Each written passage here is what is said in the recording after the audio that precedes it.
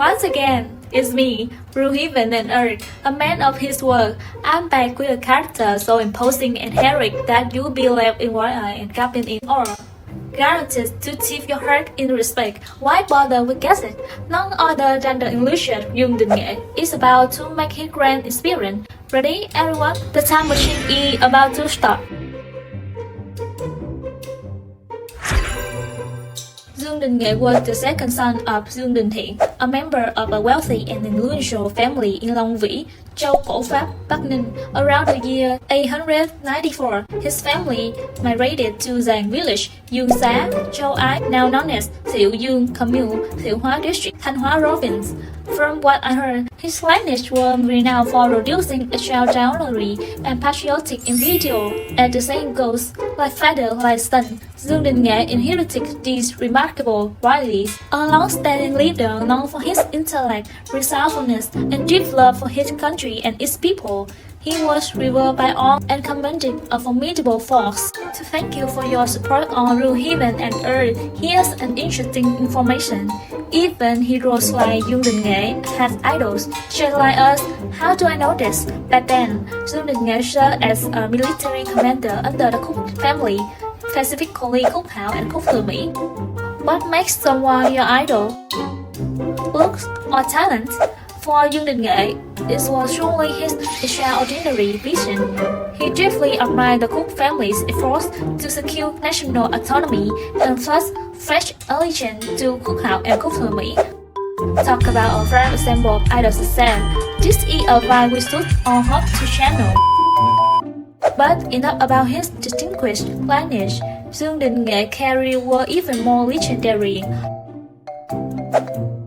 What makes a hero? Intelligence or strength? That's not enough.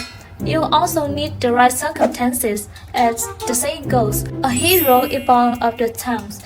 And for Dương Đình Nghệ, the timing was both coincidental and unexpected.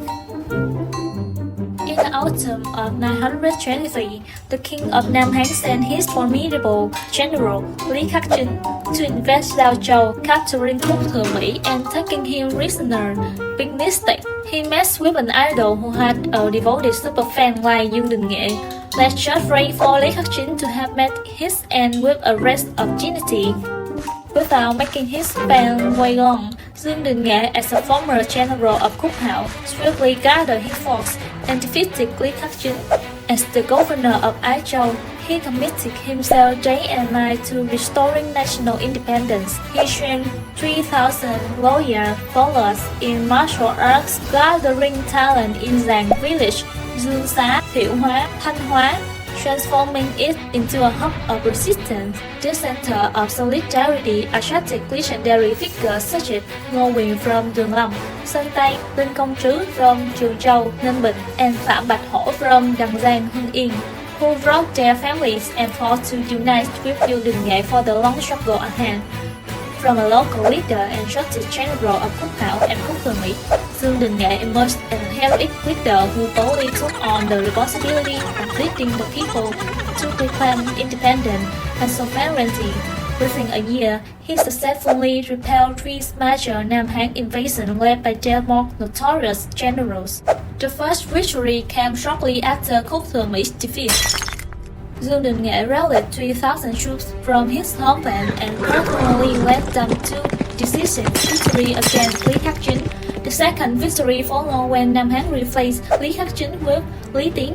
However, before Lý Tín could accomplish anything, he was utterly defeated by Dương Đình Nghệ and fled back to his homeland in panic.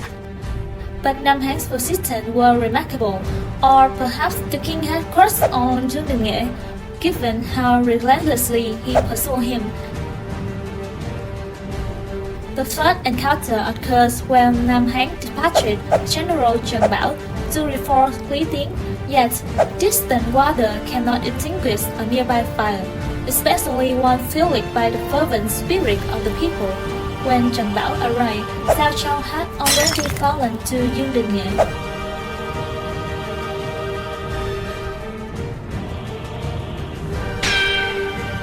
In the ensuing battle, Trần Bảo was decapitated, and the Nam Hán forces fled in disarray. Looking at his impressive track record, who wouldn't admire a man of such valor as Dương Đình Nghệ, achieving consecutive victories by that requires extraordinary intelligence and strategy, earning him a rightful place among our nation's great general and a sound of immense national pride. In 931, after 3 victorious campaigns against the invaders, Dương Đình Nghệ declared himself Tiết Độ Sứ, taking control of the nation and personally managing state affairs. Curious about this title, it was initially a Chinese administrative post imposed during the late northern domination, but for Dương Đình Nghệ, it was merely a temporary designation, a diplomatic vacay. In reality, he was the ruler of our nation. This demonstrated the subtlety of our ancestors' diplomacy, something we should continue to learn and emulate with strategic vision and clear foresight. During the 6 years, 931 to 937, he devoted his efforts to building resistant forces in every aspect. He continued implementing reforms initiated during the Khúc family era, restructuring administrative level from central to local, extending governance to the grassroots levels of society, districts and villages to strengthen the power of the central state. He revised system of land taxes, levies, and convey labor, equalized agricultural taxes, abolished forced labor, and established household registers, specifying family origins, assigning their management to district heads. Politically, he maintained his steadfast administration for his ideal, adhering to principles of the Khúc family, favoring tolerance and simplicity, allowing the people to live in peace. Gradually, the nation began to see positive transformations, and the people's lives became more bearable. Notably, he carefully selected talented individuals and entrusted them with significant responsibilities in building and governing Châu Ái and Châu Hoàng, thereby forming a powerful force to secure the nation's long-term stability. First, he stabilized internal affairs, fortified the administrative reforms established by the Khúc family, and enhanced the army strength through consistent training and preparation. The nation's vigor grew day by day, fueled by an unstoppable momentum. But let's not forget the 3,000 fighters whom Dương Đình Nghệ took under his care. As people often say, true friends quietly, and how much harder it to pick the right people out of 3,000. In history, we had Mi Châu, and in this era, there was Kiều Công Tiễn. Kiều Công Tiễn was a general from Phong Châu, trusted quickly by Dương Đình Nghệ. However, due to arrogance spread by success with Dương Đình Nghệ, he lost his humanity, becoming frightful and plotting betrayal. Tragically, after securing peace for around 20 years, Dương Đình Nghệ was betrayed and assassinated by none other than this tactic subordinate, Kiều Công Tiễn, who then seized power. His death was spread anger among loyal regional leaders, especially Ngô Quyền. It also sparked strong opposition from the people, uniting everyone in a collective resolve to rise against the traitor. Surely, raising in viper in one's bosom is bitter fate. Dương Đình Nghệ, who dedicated his life to the nation cause, ultimately met an untimely and unjust demise.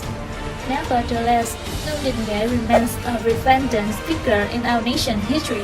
He entertains us with victories celebrated far and wide, which even today, as descendants, we can only marvel at and deeply admire. As Nguyễn Du once said, great talent often accompanies great training. Through a hero meeting a villain, Dương Đình Nghệ greatness is eternally honored in history as an inspiration and a lesson for numerous historical uprisings that follow. As for the specific character or events, stay tuned for Through Heaven and Earth. The time machine will soon be activated for the next episode. If anyone has any suggestions, please leave a comment below so we can continue our lively discussion together. And don't forget to share this with your friends. After all, the more, the merrier, right?